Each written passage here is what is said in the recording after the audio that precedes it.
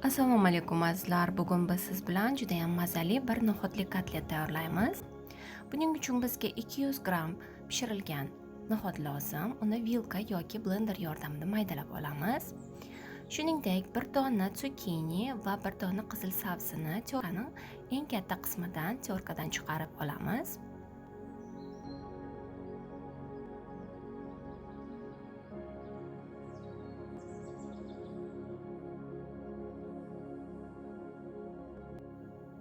Va bir marli yordamida tsukini bilan sabzini ortiqcha suvini yaxshilab siqib tashlaymiz.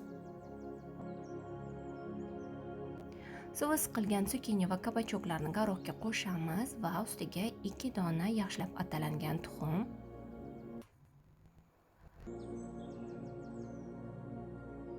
shuningdek bizga suxari lozim bo'ladi. Men bu yerda grechniy xlebtsini maydalab suxari sifatida ishlatdim.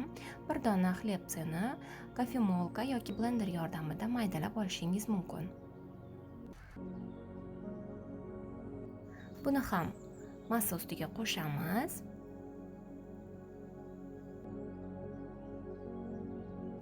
Ikki uch barg maydalab to'g'ralgan rayhon,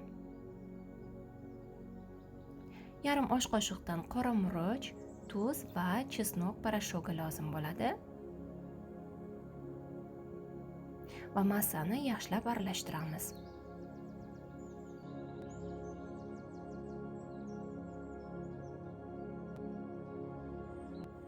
Massamiz 5 daqiqa dam olgandan keyin dumaloq shaklda kotletchalar yasab chiqamiz.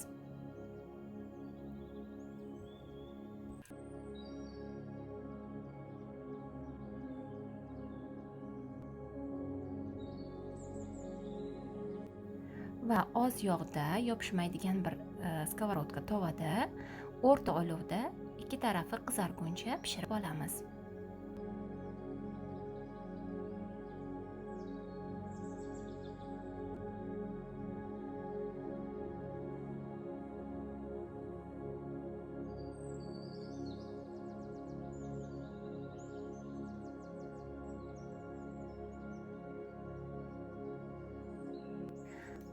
Kotletlarimiz tayyor bo'ldi.